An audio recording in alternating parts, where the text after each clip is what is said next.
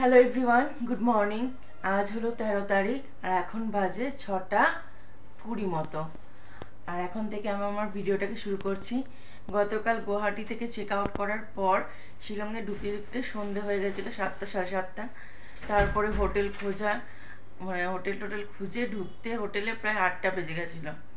তারপরে আর ব্লগ করিনি, ওইখানে আর ভিডিও অন করা হয়নি। তারপরে হোটেলে ফ্রেশ হয়ে আবার খাবার কিনতে গেছিলাম। খাবার টাবার এনে খুব টায়ার্ড হয়ে গেছিলাম আর কি ক্যামেরা অন করিনি। আর ভাবলাম যে আজকে সকালবেলা থেকে আবার নতুন একটা ভিডিও শুরু করি। আর আজকে হচ্ছে ডে 2 শিলংয়ে আমাদের। আর শিলংয়ে তো বেশ ভালোই ঠান্ডা, মানে সকালে সন্ধ্যে বেশ ভালোই ঠান্ডা লাগছে আর কি। গতকাল যখন সন্ধ্যেবেলা ঢুকেছিলাম বেশ ঠান্ডা লাগছিল, কিন্তু সব বড় ট্রলিটার মধ্যে সব স্টোল ফোলগুলো ছিল আর কি, বার করতে ভুলে গেছিলাম, তাই আর নেওয়া হয়নি আর কি। আজগুলো 7:30টার দিকে। গতকাল গুয়াহাটি থেকে যে গাড়ি করে আমরা এসেছিলাম সেই গাড়িটাতে করেই যাবো, সেই গাড়িটাই বুক করেছি। রেডি হয়ে গেছি, স্নান টান করে একেবারে এখন গাড়ির জন্য ওয়েট করছি। গাড়ি হচ্ছে আসছে বললো। আর এইটা হলো আমার লুক। আমরা যে হোটেলে ছিলাম এটা সেই হোটেলেরই রিসেপশনিস্ট এরিয়া। আর এখানে হোটেলটা দেখছো কি সুন্দর সাজানো গোছানো, বেশ সুন্দর। আর এখানে রিসেপশনের জায়গায় একজন না একজন কেউ বসেই থাকেন সবসময়। কোনো কিছু দরকার হলে ওনারা সবসময় হেল্প করতেই থাকেন। এমনকি কোনো কিছু খাবার অর্ডার করলে ওনাদেরকে বললে ওনারা রুমে এসে দিয়েও যেতেন। আমরা তো চাটা অর্ডার করতাম সকাল বিকেল, এমনকি মিষ্টির খাবারও কিছু করে দিতে বললে ওনারা করে দিতেন আর রুমে এসে দিয়ে যেতেন। আর দেখতে পাচ্ছ হোটেলটা কি সুন্দর সাজানো গোছানো। আর একদম সোজা চলে গেলে ওখানে হচ্ছে ডাইনিং হল। আর ওখানে বসে তোমরা লাঞ্চ, ব্রেকফাস্ট, তারপরে ডিনার সব কিছুই করতে পারবে, এমনকি আমরাও করেছিলাম। আর হোটেলটা যেহেতু মূল মার্কেটের ওপরে, তাই এখান থেকে ভিউটা বেশ সুন্দর ছিল। একদিকে পাহাড়ের ভিউ পেতাম আর একদিকে মার্কেটের ভিউ পেতাম। কাঁচা সবজি মার্কেটও যেমন বসতো, তেমনি আর কি টুকটাক শপিং করারও জিনিসপত্র সব কিছুই পাওয়া যেত, বেশি দূর যেতে হতো না আমাদের। এইটা একটা সুবিধা ছিল। আর এই গাড়িগুলো দেখছো সব লাইন দিয়ে দাঁড় করানো, এখান থেকে গাড়ি বুক করতে হতো। বাইরে কোথাও ঘুরতে গেলে, দূরে কোথাও ঘুরতে গেলে এখান থেকেই গাড়ি বুক করতে হয়। ট্যাক্সি থেকে শুরু করে প্রাইভেট কার সবই পাওয়া যেত। আর এখানে আমি একটু পোজ দিয়ে আর কি ছবি তুলে নিচ্ছিলাম, কারণ খুব সুন্দর সাজানো গোছানো। তো দেখতে পাচ্ছ কত রকমের গাছগাছালি রাখা। আর সবাই রেডি হয়ে গেছে এবার যাওয়ার জন্য, আর ওয়েট করছিল গাড়ির জন্য কখন গাড়ি আসবে। আর গাড়িও এসে গেছে, এই যে দেখো গাড়িতে আমরা এখন উঠছি সবাই এক এক করে। গাড়ি হচ্ছে বেশিক্ষণ দাঁড়াতে দিত না, অল্প টাইমের মধ্যে তাড়াহুড়ো করে উঠতে হতো, কারণ না হলে হচ্ছে ফাইন করে দিত।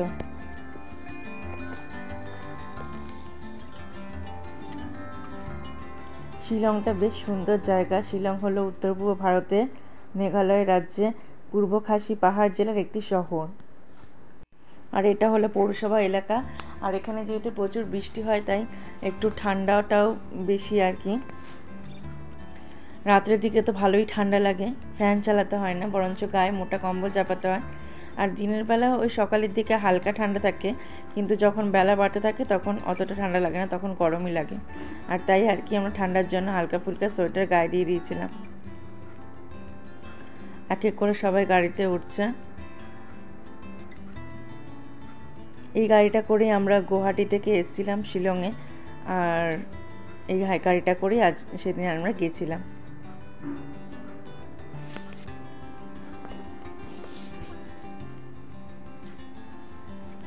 সেদিন আমরা গিয়েছিলাম living root bridge, Mawlynnong village আর ডাউকি।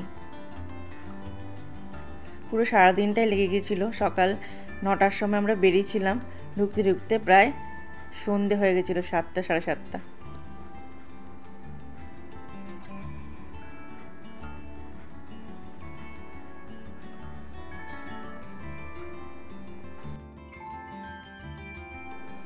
আর এখানে দেখো পাহাড় কেটে কেটে চাষ হয়েছে, বিভিন্ন রকম ফসল লাগিয়েছে। দেখতে ওই যে উপরের দিকে যেগুলো ঘেরা, ওগুলো সব বিভিন্ন রকম ফসলের চাষ হয়েছে।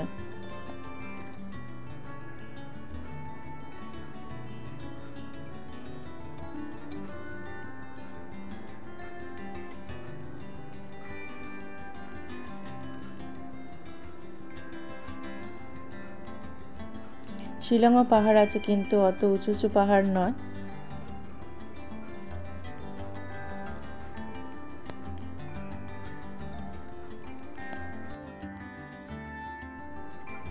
শিলংয়ে হচ্ছে মারাত্মক ট্রাফিক হয়, কিন্তু ট্রাফিকটা এরা মেনটেন করে ভালো। কেউ কাউকে ওভারটেক করে চলে যায় না। লাইন দিয়ে গাড়ি গেলে তার পেছন পেছন দিয়ে সব গাড়ি যায়, দেখতেই পাচ্ছ তোমরা। অন্য রুটে চলে যায় না গাড়ি। আর এখানে আমি মিষ্টুকে জিজ্ঞেস করছিলাম যে মিষ্টু তোমার কতটা আনন্দ হচ্ছিল। ও বলছিল খুব আনন্দ হচ্ছিল, খুব আনন্দ হচ্ছিল।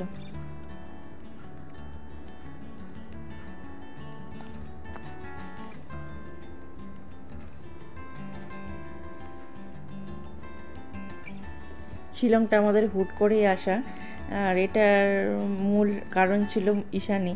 কারণ অফিস থেকে ওর অনেক বন্ধুরা, কলিগরা সব শিলং যাচ্ছিল, আর সেটা তো একটা কারণ ছিল। তারপর আরেকটাও কারণ ছিল, সেটা হচ্ছে মিষ্টুর নামে পুজো দেওয়া কামাখ্যা, মা কামাখ্যার কাছে।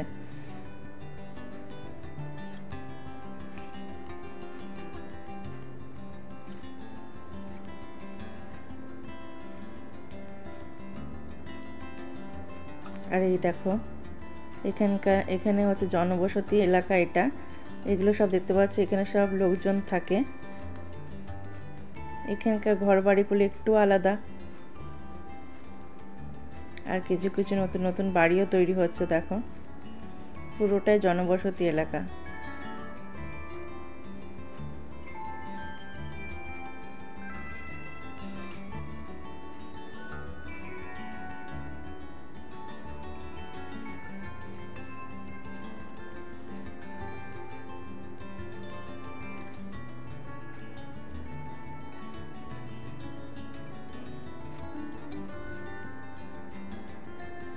দেখেছো পাহাড়গুলোর উচ্চতা খুব একটা বেশি নয়, বেশি উঁচু উঁচু পাহাড় নয়। দার্জিলিং বলো বা গ্যাংটকের মতো উঁচু উঁচু পাহাড় নয়, এখানে পাহাড়ের উচ্চতাটা কম।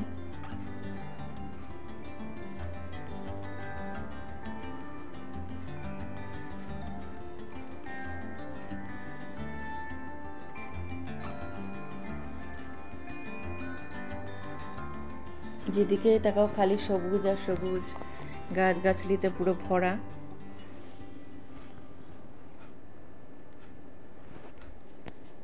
খুব সুন্দর লাগছিল, আর ঠান্ডা ঠান্ডা হাওয়া দিচ্ছিল, তো বেশ ভালো লাগছিল। মানে এতটা যে জার্নি করেছিলাম তাতে কোনো কষ্ট হয়নি।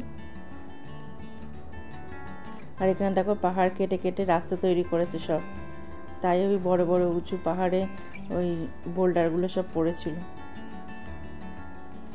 লিভিং রুম যাওয়ার আগে একটা হচ্ছে ভিউ পয়েন্ট পড়েছিল, আর সেখানে আমরা দাঁড়িয়ে গিয়েছিলাম দেখো। আর এখানে অনেক ট্যুরিস্টও এসেছিলো, আর ওটা কার পার্কিংয়ের জায়গা ছিল।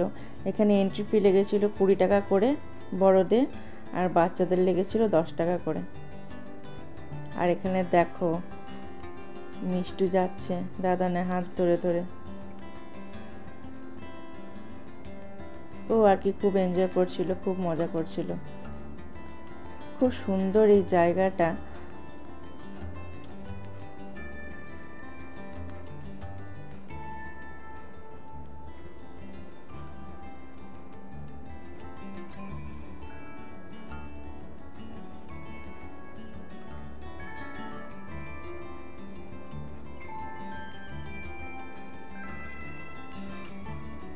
কি অসাধারণ জায়গা দেখো।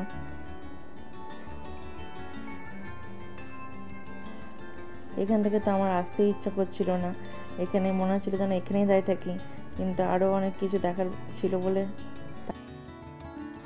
তাড়াতাড়ি চলে এসেছিলাম ভিউ পয়েন্টটা দেখে নিয়ে।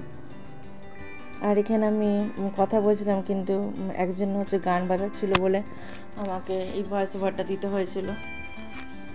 ব্যাকগ্রাউন্ডে একটা মিউজিক বাজছিল।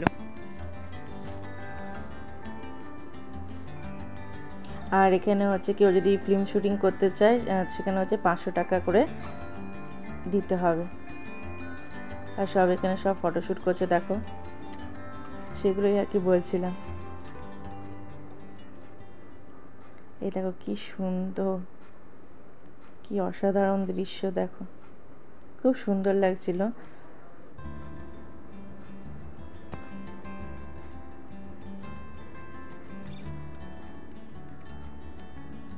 শিলং হচ্ছে মেঘালয়ের রাজধানী।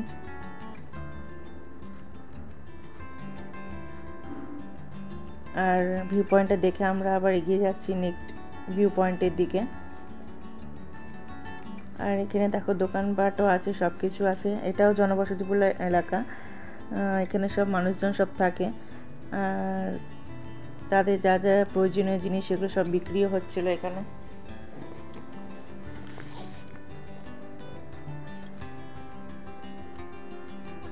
আর এখন আমরা চলে এসেছি লিভিং রুট ব্রিজে। ওই ভিউ পয়েন্ট থেকে লিভিং রুট ব্রিজ বেশি দূর নয়, কাছেই, 20 থেকে 25 মিনিট মতো লেগেছিল আমাদের। আর এখানে মিষ্টি রেগে গেছিলো যে ও একা একা যাবে, কিন্তু তখন গাড়ি চলে আসছিল, তাই আর কি ওকে যেহেতু নিয়ে নিয়েছিলাম কোলে, ও কাঁদতে লাগছিল, তাই আর কি রেগে গেছিলো। আর এখানে লিভিং রুট ব্রিজের দিকে যাওয়ার আগে আমরা একটু খেয়ে নিয়েছিলাম, কারণ সকাল থেকে তেমন কোনো ভারী খাবার খাইনি, ওই আর কি টুকটাক আমাদের কাছে যা স্ন্যাক্স ছিল সেগুলোই খেয়েছিলাম। তারপর এখানে মিষ্টিকে একটু ভাত খাইয়ে দিচ্ছিলাম, ভাত, একটা মিক্স সবজি ছিল, পাঁপড় ভাজা ছিল আর ডাল ছিল। আর আমরা নিয়ে নিয়েছিলাম আলুর পরোটা। খাবারগুলো বেশ সুন্দর ছিল, টেস্টি ছিল। দামটা একটু বেশি ছিল কিন্তু ঠিকঠাক, পাহাড়ি এলাকায় এর থেকে কমে আর হয় না। খাওয়া দাওয়া করা আমাদের হয়ে গেছিলো। তারপরে আমরা যাচ্ছিলাম লিভিং রুট ব্রিজের দিকে। এ দেখো ব্রিজে হচ্ছে ডিস্টেন্স হচ্ছে 450 মিটার। আর সবাই এখান থেকে একটা বাঁশের লাঠি নিয়ে নিচ্ছিল, এমনকি আমরাও নিয়ে নিয়েছিলাম। আর ওই বাঁশের লাঠিগুলো পার লাঠি দাম ছিল 10 টাকা করে, আর আমরাও 2টো লাঠি নিয়ে নিয়েছিলাম। মেঘালয়ের হচ্ছে লিভিং রুট ব্রিজ জায়গা পেতে চলেছে হচ্ছে ইউনেস্কোর ওয়ার্ল্ড হেরিটেজ সাইটসে। এখানে অনেক পর্যটকই হচ্ছে ঘুরতে এসেছিল এই ব্রিজটাকে দেখতে।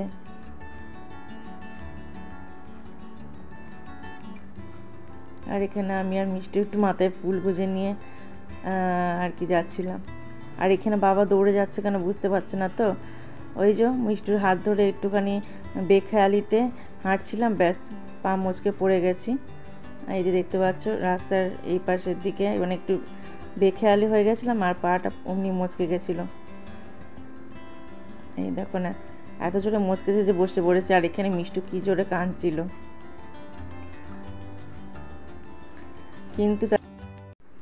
কিন্তু তাতেও আমি লিভিং রুট ব্রিজটা পুরোটাই দেখেছি, এতগুলো সিঁড়ি ভেঙে। আর চারপাশটা দেখো পুরো জঙ্গলে ঘেরা, খুব সুন্দর জায়গাটা, খুব সুন্দর।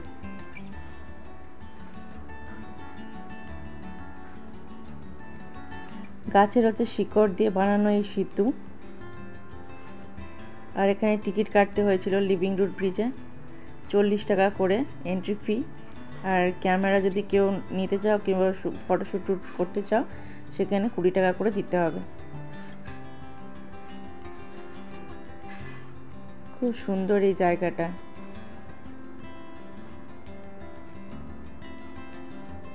এই লিভিং রুট ব্রিজটা হচ্ছে রিভাই নদীর ওপরে অবস্থিত। এর নিচে যে নদীটা গেছে, নদীটার জল তোমরা দেখতে পাচ্ছ, এটা রিভাই নদী।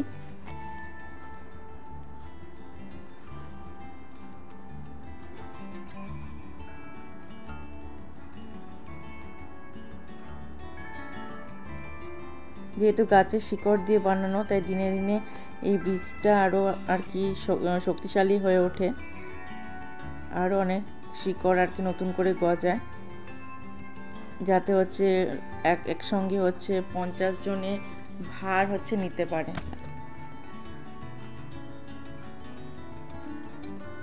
এই ব্রিজটা হচ্ছে অনেক পুরনো, 500 বছরেরও বেশি পুরনো। দেখতে পাচ্ছ কি সুন্দর ব্রিজটা পুরো। এটাকে ডাবল ডেকার ব্রিজও বলে অনেকে।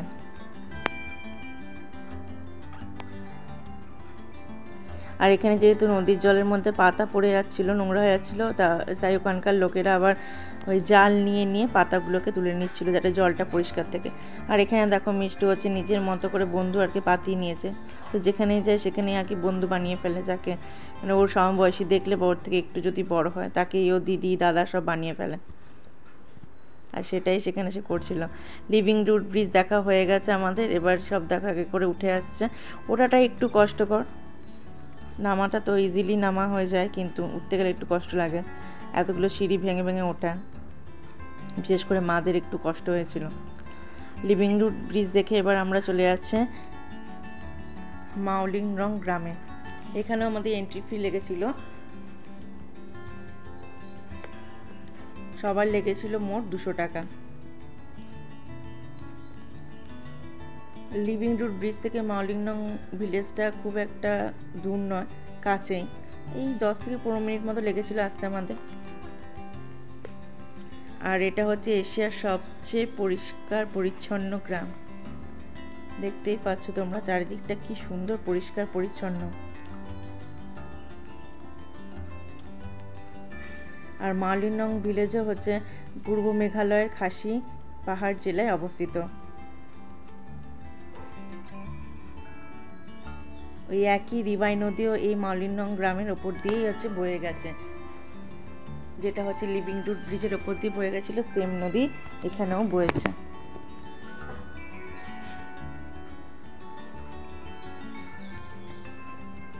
আর এই গ্রামের হচ্ছে জনসংখ্যা মোটামুটি ওই 500 জন।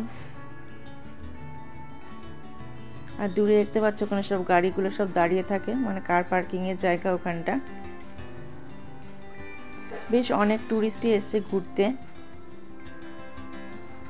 আমরা ভাবছিলাম আমরা হয়তো একাই, কিন্তু না, আমাদের সাথে সাথে অনেকেই ঘুরতে এসেছে এই মাওলিংরং ভিলেজ, তারপর লিভিং রুট ব্রিজ সবকিছু।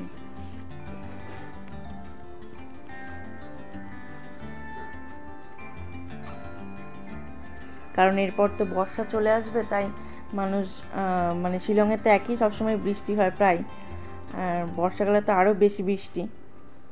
এটা এখানে লেখা আছে এশিয়ার ক্লিনেস্ট ভিলেজ। আমরা পুরো গ্রামটা ঘুরিনি, গ্রামটা অনেকটাই বড়, ওই অল্প একটু ঘুরেই আমরা চলে এসেছিলাম।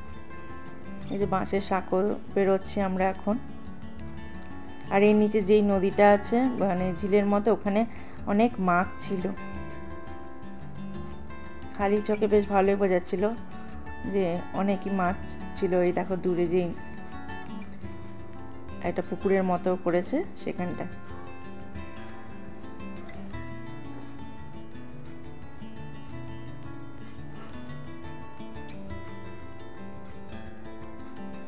আর এখানটাও চারপাশটা পুরো গাছগাছালিতে ভরা।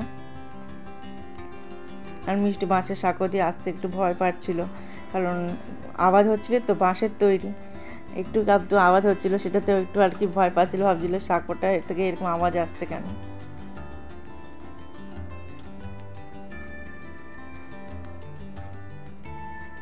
মামনি আর ঈশান আসেনি, ওরা বলছিল তোমরা ঘুরে আসো, আমরা এক জায়গায় বসি। তাই আমি মা বাবা আর মিষ্টু কজনেই বেরিয়ে পড়লাম গ্রামটা দেখতে। আর এটা হচ্ছে খেলাধুলার জায়গা, দেখো কত বড় মাঠটা দেখতে পাচ্ছ, কত বিশাল মাঠ এখানে।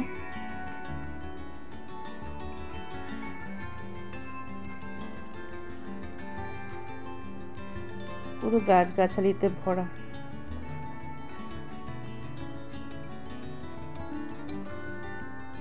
প্লাস্টিক বলো কাগজ বলো কিছু পড়ে নেই, শুধু গাছের পাতা গাছের ফুল সবকিছু পড়ে আছে, আবর্জনা বলতে কিছুই নেই।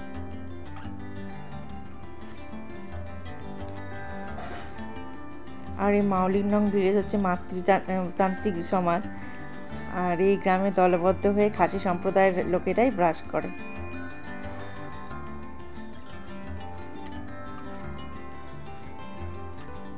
এই মাওলিংরং গ্রাম ঘোরার পর আমি আমার পায়ের ব্যথাটা আমি বুঝতে পারি। তখন মুচকে গেছিলো, কিন্তু বুঝতে পারিনি খুব একটা যে পাটা মুচকেছে বলে। পুরো লিভিং রুট ব্রিজটা দেখেছি, তারপর মাওলিংরং গ্রামটা পুরোটা না হলেও কিছুটা ঘুরেছি। তারপর ঘুরে যখন গাড়িতে বসতে যাই তখন পায়ে প্রচুর যন্ত্রণা হচ্ছিল।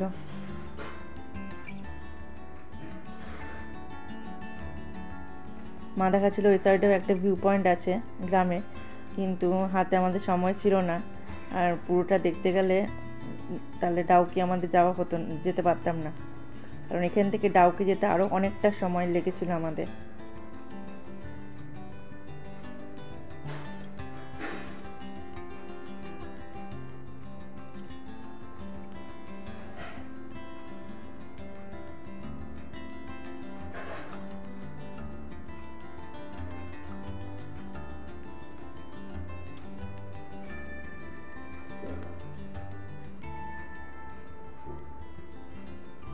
আর ইনি আমাদেরকে কি একটা জানি বলছিলেন, যেখানে সব কিছু জিনিস ঘুরে দেখতে গেলে হাতে 3 থেকে 4 দিন সময় নিয়ে এসে ঘুরতে হয়, কারণ অনেক কিছু দেখার জিনিস আছে মেঘালয়ে। তারপর মিষ্টু দিনের কোলে উঠে গেল, অনেকটাই হেঁটেছিল, হাঁটতে হাঁটতে আর কি পা ব্যথা হয়ে গেছিলো, তাই একটু কোলে উঠতে চাইছিল আর কোলে নিয়ে নিয়েছিল। আর ওই দেখো দুটো মামুনি বসে আছে, আর ঈশান বসেছিল এই যে এইখানে ছাউনি দেওয়া ঘরটায়। এরকম ঘর আমরা ঠিক দেখতে পাই মামা বাড়ি গেলে, কারণ আমাদের মামা বাড়ি তো গ্রামে গেলে এরকম ঘর দেখতে পাওয়া যায়। আর এই দূরে ওইখানে যেটা, সেটা হচ্ছে খাবার দাবার পাওয়া যায়, খাবার খেতে পারবে সব, কারণ ভেজ থেকে শুরু করে নন ভেজ সব রকমের খাবারই ছিল।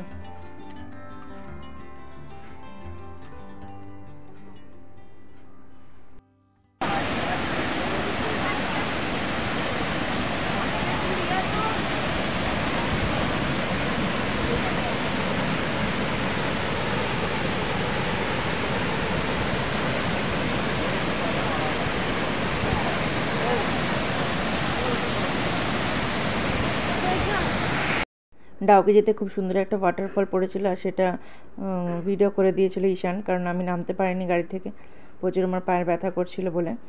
আর এখানে দেখতে পাচ্ছ কাঁটাতারের বেড়া দেওয়া, বেড়ার ওই পাশটা হচ্ছে বাংলাদেশ, আর তাই পুরো কাঁটাতারের বেড়া দেওয়া ছিল। এখন যাচ্ছি ডাউকির দিকে, আর এই যে দেখতে পাচ্ছ ডাউকি নদী। ডাউকিটা তো আমি ঘুরতেই পারিনি, একদমই না, আমি বসেছিলাম একটা জায়গায়, কারণ প্রচুর পা ব্যথা করছিল, আর আমার জন্য বাকিরাও ঘুরতে পারেনি, কোনো রকমে ঘুরে আর কি চলে এসছে, তাই আর কি ভিডিওটা ঠিকঠাক করা হয়নি, কয়েকটা ছবি দিয়ে দিলাম, সেগুলোই দেখো। আর ডাউকির ওই পাশটা হচ্ছে বাংলাদেশ। দেখা হচ্ছে নতুন একটা ভিডিও, ততক্ষণ তোমরা ভালো থেকো, সুস্থ থেকো, বাই।